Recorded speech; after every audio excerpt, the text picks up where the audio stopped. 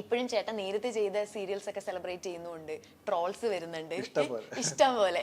സൂരജും ബേക്കറിയും ഒക്കെ ഇഷ്ടം പോലെ ട്രോൾസ് വരുന്നുണ്ട്. അപ്പൊ ചേട്ടൻ ഈ ട്രോളൊക്കെ എങ്ങനെയാണ് നോക്കി കാണുന്നത്? ഞാൻ ഭയങ്കര ഹാപ്പി ആയിട്ടും സന്തോഷം. കാരണം ഇത് തീർച്ചയായിട്ടും എന്ത് നമ്മൾ വീണ്ടും ട്രെൻഡിങ്ങിലോട്ട് വരുമല്ലേ. ഞാൻ മറ്റേ സൂരജ് ബേക്കറിയുടെ എന്തോ ഒരു ട്രോള് കണ്ടു കഴിഞ്ഞപ്പോഴത്തേക്കും ഞാൻ കണ്ടു കഴിഞ്ഞപ്പോ എനിക്ക് ഇപ്പോഴും ഓർമ്മയാണ്. ഞാൻ വിവേകേട്ടന് സൂരജ് ഞാൻ വിവേകേട്ടന് ഞാൻ വിവേകേട്ടൻ ഇത് ഇൻസ്റ്റാഗ്രാമിൽ അയച്ചെടുത്തപ്പോ വിവേകേട്ടൻ എനിക്ക് തിരിച്ച് റിപ്ലൈ ഇത് ഞാൻ കണ്ടതാ എന്റെ അടുക്ക പറഞ്ഞു. അതാ ഞാൻ ചോദിച്ച ട്രോളൊക്കെ എങ്ങനെ എടുക്കുന്നത്. ഞാൻ വളരെ പോസിറ്റീവായിട്ട് എടുക്കുന്നത്. കാരണം എനിക്ക് ഈ പറഞ്ഞ ഭയങ്കര ഞാനതൊന്നും മനസ്സിലോട്ട് കയറ്റി വിഷമിച്ച് അങ്ങനെയുള്ള ഫീലൊന്നും എനിക്കില്ല. ഇത് ഉണ്ടാക്കുന്ന ആൾക്കാരിലും ഒരു അവർക്കും ഒരു മൈൻഡും അവരുടെയും ആ ഒരു പ്രസൻസ് ഓഫ് മൈൻഡ് വെച്ചിട്ടാണല്ലോ അവരിതൊക്കെ ഓരോന്നും ഉണ്ടാക്കുന്നത്. അപ്പം അവരെയൊക്കെ അവർക്കും അവരുടേതായിട്ടുള്ള രീതിയിലുള്ള കാര്യങ്ങളൊക്കെയാണ്. അപ്പം അത് നമ്മൾ എൻജോയ് ചെയ്യുക എന്നുള്ളതേ ഉള്ളൂ. പിന്നെ നല്ല കാര്യങ്ങൾ അക്സെപ്റ്റ് ചെയ്യുക, അല്ലാത്ത കാര്യങ്ങൾ ഇതുവഴിക്കൊക്കെ എഴുതി കളയുക എന്നുള്ളതാണ്. നമുക്ക് അങ്ങനെ ഞാൻ ഇതൊന്ന് ട്രോള് കണ്ടെന്ന് പറഞ്ഞ് നമ്മൾ ഭയങ്കര ഡൗൺ ആവുക അങ്ങനെയൊന്നും ഇല്ല.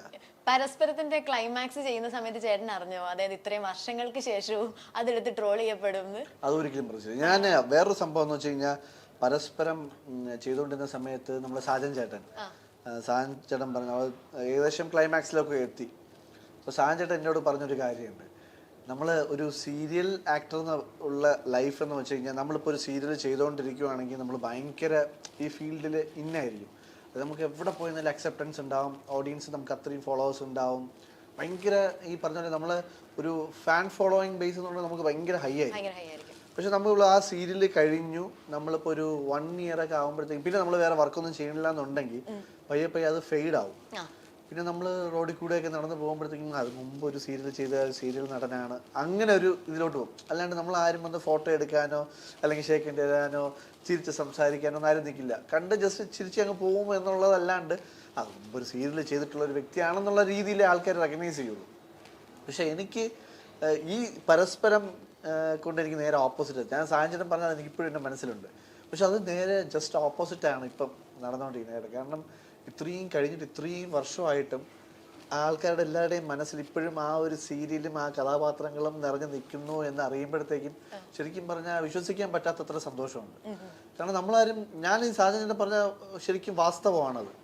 പക്ഷെ ഇത് അങ്ങനെ അല്ല, അതിന് ഓപ്പോസിറ്റായിട്ട് പോകുന്നു എന്ന് പറയുമ്പോൾ എനിക്ക് ഭയങ്കര സർപ്രൈസ് തോന്നാറുണ്ട്. കാരണം ഇത്രയും വർഷമായിട്ടും ആൾക്കാർ അതിനെ അക്സെപ്റ്റ് ചെയ്യുന്നുണ്ടല്ലോ, ആൾക്കാർ അതിനെ ഫോളോ ചെയ്യുന്നുണ്ട്. എത്രയോ ആൾക്കാർ എൻ്റെ അടുത്ത് ഇപ്പോഴും കുറേ ആൾക്കാർ എൻ്റെ അടുത്ത് പറയുന്നത്, ചേട്ടാ ഞാൻ എൻ്റെ 8ാം ക്ലാസ്സിൽ പഠിക്കുമ്പോൾ കണ്ടു തുടങ്ങിയതാണ്, 7ാം ക്ലാസ്സിൽ പഠിക്കുമ്പോൾ കണ്ടു. അപ്പോൾ ഞാൻ ചോദിച്ചു, നീ ഇപ്പോൾ ഞാനിപ്പോൾ ഡിഗ്രിയൊക്കെ കഴിഞ്ഞു, ജോലിക്ക് കയറാൻ പോവുകയാണ്, അങ്ങനെയൊക്കെ കുറേ ആൾക്കാർ വന്ന് ഇപ്പോഴും പറയുന്നുണ്ട്.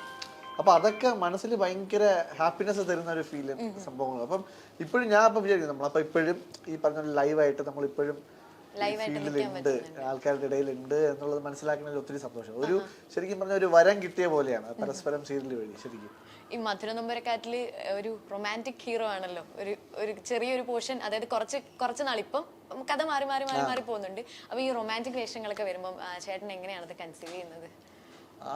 അങ്ങനെ ഇങ്ങനെ ചോദിക്കുമ്പോഴാണ് നമ്മൾ ശരിക്കും ടെൻഷൻ അടിച്ചു പോകുന്നത്.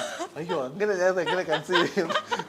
ഞാൻ അങ്ങനെ ഭയങ്കരമായിട്ട് കൺസീവ് ചെയ്യാറൊന്നുമില്ല. നമ്മൾ ആ സ്ക്രിപ്റ്റ് വായിക്കുമ്പോഴത്തേക്കും ഓട്ടോമാറ്റിക്കലി നമ്മുടെ മനസ്സിലൊരു പിക്ചറും ഒരു വിഷ്വലും എനിക്കങ്ങനെയാണ്. ഇപ്പം നമ്മൾ കഥ വായിക്കുമ്പോൾ അല്ലെങ്കിൽ ആ ഒരു സീൻ വായിക്കുമ്പം ആ സീനിനെ പറ്റിയിട്ടുള്ളതോ അല്ലെങ്കിൽ ആ കഥയെ പറ്റിയിട്ടുള്ള സംഭവങ്ങൾ നമ്മുടെ വേറൊരു രൂപം നമ്മുടെ മനസ്സിൽ ഓൾറെഡി, എനിക്ക് ഇനി ബാക്കിയുള്ളവർക്ക് എങ്ങനെയെന്ന് അറിയില്ല, എൻ്റെ മനസ്സിൽ അത് പ്രിപ്പയർഡ് ആവും. നമ്മൾ അതിനനുസരിച്ച് എങ്ങനെ മോൾഡപ്പ് ആവണം അല്ലെങ്കിൽ അത് എങ്ങനെയൊക്കെ നമുക്ക് ചെയ്യാൻ പറ്റും എന്നുള്ളത് ഓൾറെഡി എൻ്റെ മനസ്സിൽ തെളിഞ്ഞു വരികയും ചെയ്യും. അത് ഈ സീൻ വായിക്കുന്നതനുസരിച്ച് തന്നെ എൻ്റെ മനസ്സിലോട്ട് അത് കയറിക്കൊണ്ടിരിക്കുകയും ചെയ്യും. അത് ലാസ്റ്റ് സീൻ വായിച്ചു കഴിഞ്ഞ് നമ്മൾ ആക്ട് ചെയ്യുമ്പോഴത്തേക്കും ആ സംഭവം തന്നെ ഞാൻ ചെയ്യും. പിന്നെ ഇനി അതിന് എന്തെങ്കിലുമൊക്കെ മാറ്റങ്ങൾ ഉണ്ടെങ്കിൽ ചിലപ്പോൾ ഡയറക്ടർ അവിടെ ആളുണ്ട്, അപ്പോൾ ഡയറക്ടർ പറഞ്ഞു തരും അത് കുറച്ചുകൂടെ ഇങ്ങനെ ചെയ്യാം, അല്ലെങ്കിൽ അത് ഇങ്ങനെ ചോദിച്ചാൽ നന്നായിരിക്കും, അല്ലെങ്കിൽ കുറച്ചുകൂടെ അത് ഇങ്ങനെ ആക്ട് ചെയ്താൽ നന്നായിരിക്കും എന്നുള്ളത് പറഞ്ഞു തരും. അപ്പോൾ അതിനനുസരിച്ച് ചെറിയ ചെറിയ ചേഞ്ചസ് വരുത്താറുണ്ട്. പക്ഷെ ഇപ്പം അങ്ങനെ ഇല്ല. നമ്മൾ എന്താണോ നമ്മുടെ മനസ്സിൽ ഫീൽ ചെയ്യുന്നത് അത് തന്നെ അങ്ങ് കൊടുക്കുമ്പോഴത്തേക്കും എന്തോ ഈ പറഞ്ഞ പോലെ നമുക്കൊരു ശക്തി ഉണ്ടല്ലോ, ശക്തി ഒന്ന് സപ്പോർട്ട് ചെയ്ത് നമുക്കെല്ലാം നേരെ നന്നായിട്ട് പോകുന്നു എന്നുള്ളൊരു ഫീൽ ഉണ്ട്.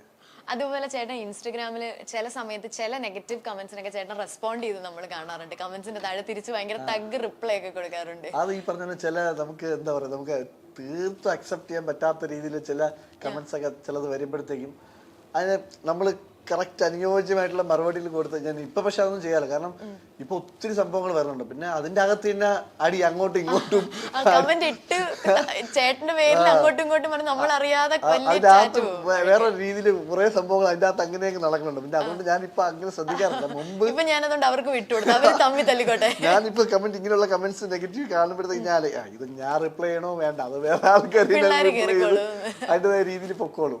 ഞാൻ ഇപ്പം അങ്ങനെ ചെയ്യാറില്ല. ബട്ട് മറ്റത് എന്തെങ്കിലും നല്ല തഗ് റിപ്ലൈ നമുക്ക് മനസ്സിൽ വന്നു കഴിഞ്ഞാൽ കറക്റ്റ് അതിനനുസരിച്ച് റിപ്ലൈ കൊടുക്കാറുണ്ട്. അത് നമ്മൾ ചിലപ്പോൾ നമ്മുടെ വീട്ടിലിരിക്കുന്നവരെയൊക്കെ പറ്റി പറയുമ്പോഴാണ് ചിലപ്പം നമ്മുടെ മനസ്സിൽ അങ്ങനെ ഒരു ഫീൽ തോന്നി തിരിച്ചങ്ങനെ ചോദിച്ചും നമ്മൾ ഈ റിപ്ലൈ കൊടുത്തു പോകുന്നത്. അല്ലാണ്ട് അങ്ങനെ വേറെ ഒന്നും ഇപ്പം പേഴ്സണലി ഫീൽ ചെയ്യാറില്ല. ഓക്കെ, നമ്മൾ ഈ ഇൻസ്റ്റഗ്രാമിന്റെ കാര്യം പറഞ്ഞതുപോലെ ചേട്ടൻ സോഷ്യൽ മീഡിയയിലൊക്കെ ചേട്ടന്റെ പൊളിറ്റിക്കൽ സ്റ്റാൻഡ് ഭയങ്കര ക്ലിയർ ആയിട്ട് പറയുന്ന ഒരാളാണ്. BJP അനുഭാവിയാണ് എന്നുള്ളത് ഒരു മടിയും കൂടാതെ സോഷ്യൽ മീഡിയയിൽ കറക്റ്റ് ആയിട്ട് പറയുന്ന ഒരാളാണ്. അപ്പോൾ ഇത് ചേട്ടന്റെ ഈ പേഴ്സണൽ ലൈഫിനെയോ അല്ലെങ്കിൽ നമ്മുടെ പ്രൊഫഷണൽ ലൈഫിനെയോ ഒക്കെ ഏതെങ്കിലും ഒരു പോയിന്റിൽ എഫക്ട് ചെയ്യുന്നുണ്ടോ? ഞാൻ അങ്ങനെ മറ്റേ ആ ഒരു പേഴ്സണൽ ലൈഫിലും പ്രൊഫഷണൽ ലൈഫിലും നമുക്കത് അഫക്റ്റ് ചെയ്തിട്ടുണ്ടോ എന്നുള്ളത് ഞാനങ്ങനെ ശ്രദ്ധിച്ചിട്ടില്ല. പിന്നെ നമ്മൾ ചെയ്യുന്നത് നല്ല കാര്യങ്ങളുമാണ്, നമ്മൾ ചെയ്യുന്നത് കറക്റ്റാണ് എന്ന് തോന്നിക്കഴിഞ്ഞാൽ പിന്നെ നമ്മൾ ചെയ്യുക എന്നുള്ളതേ ഉള്ളൂ. അപ്പം ഞാൻ ഇത് ഇപ്പം ഹൈഡ് ചെയ്തിട്ട് കാര്യം, കാരണം ഞാൻ ഇലക്ഷന് മറ്റേ അസംബ്ലി ഇലക്ഷന് മത്സരിച്ചതാണ്, ചവറയിൽ നിന്ന് മത്സരിച്ചതാണ്. അപ്പൊ തന്നെ ഇത് പബ്ലിക്കലി ആയി. പിന്നെ ഇനിയിപ്പോ നമ്മൾ അതല്ല എന്നുള്ളത് കാണിക്കേണ്ട ആവശ്യമില്ല. പിന്നെ നമ്മൾ ചെയ്യുന്ന കാര്യങ്ങൾ പെർഫെക്റ്റ് ആയിരിക്കുക, കറക്റ്റ് ആയിരിക്കുക എന്നുള്ളത് മാത്രമല്ല. ഇപ്പം പാർട്ടിക്ക് വേണ്ടി പ്രവർത്തിക്കുകയാണെങ്കിൽ തന്നെ നല്ല കാര്യങ്ങൾ വേണ്ടി ചെയ്യാം, ജനങ്ങൾക്കും കൂടെ ഉപയോഗപ്പെടുന്ന രീതിയിലും അല്ലെങ്കിൽ ഉപകാരപ്പെടുന്ന രീതിയിലുമുള്ള കാര്യങ്ങൾ ചെയ്യുക എന്നുള്ളതേ ഉള്ളൂ. ഞാൻ അങ്ങനെയാണ് പൊളിറ്റിക്കലി, എൻ്റെ പൊളിറ്റിക്സ് ഞാൻ അങ്ങനെയാണ്. കാരണം നമ്മൾ ചെയ്യുന്ന കാര്യം നമ്മളെ ഒരു എന്താ പറയുക, നമ്മളിപ്പോൾ ഒരു MLA ആക്കി അല്ലെങ്കിൽ MP ആക്കി അല്ലെങ്കിൽ ഒരു മന്ത്രിയാക്കിയ അവർ നമുക്ക് വേണ്ടിയിട്ട് അവർ വോട്ട് ചെയ്ത് നമ്മൾ ആക്കുമ്പോഴത്തേക്കും തിരിച്ച് നമുക്ക് അവരോട് കടപ്പാടും പ്രതിബദ്ധതയായിരിക്കും. നമ്മളെ വിശ്വസിച്ചാണ് നമുക്ക് വേണ്ടി വോട്ട് ചെയ്ത് അവരെ നമ്മൾ ആ ഒരു പൊസിഷനിൽ എത്തിക്കുന്നത്. അപ്പോൾ തിരിച്ച് അവരുടെ ആവശ്യങ്ങൾ എന്താണോ, ആ നാടിനുള്ള ആവശ്യങ്ങൾ എന്താണോ അതിനനുസരിച്ച് കാര്യങ്ങൾ നടപ്പിലാക്കി കൊടുക്കുക എന്നുള്ളതാണ് എൻ്റെ പൊളിറ്റിക്സ് എന്നുള്ള രീതിയിൽ ഞാൻ കണ്ടിട്ടുള്ളത്. പിന്നെ ഈ പറഞ്ഞ പോലെ എന്താ പറയുക, നരേന്ദ്രമോദി ഒരു ഭയങ്കര വലിയ ഫാനാണ് ഞാൻ. അദ്ദേഹം എന്ന് പറഞ്ഞാൽ ഒരു എന്താ പറയുക, ഞാനൊക്കെ ഒരു ശരിക്കും നമ്മൾ കാണപ്പെട്ട ദൈവം എന്നൊക്കെ പറയുന്നത്, നമ്മൾ ദൈവം ഭൂമിയിൽ വന്ന് എങ്ങനെ ഇരിക്കും അതുപോലെ ഫീൽ ചെയ്ത് എൻ്റെ മനസ്സിൽ, ബാക്കിയുള്ളവർക്ക് എങ്ങനെ ഫീൽ ചെയ്യണമെന്നും ഇല്ലാന്ന് ഞാൻ പറയാം. എൻ്റെ കൺസെപ്റ്റും എൻ്റെ കാഴ്ചപ്പാടും എൻ്റെ കാഴ്ചപ്പാടാണ് ഞാൻ പറയുന്നത്.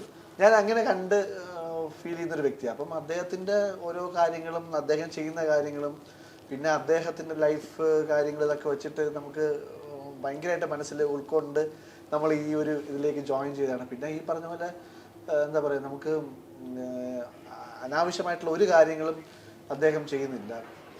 എന്തുണ്ടെങ്കിലും നമ്മുടെ ഭാരതത്തിന് വേണ്ടിയിട്ടെന്നുള്ള രീതിയിലാണ്. സ്വന്തമായിട്ട് അദ്ദേഹത്തിന് ഒരു വീട് പോലും ഇല്ല. പിന്നെ എന്താ പറയുക, നമ്മൾ ആവശ്യമില്ലാത്ത മറ്റേ ഈ ഇപ്പം എല്ലായിടത്തും ഇതാണല്ലോ, സ്വന്തം പോക്കറ്റ് നിറയ്ക്കുക എന്നുള്ളതാണ് രാഷ്ട്രീയം എന്ന് പറയണത്.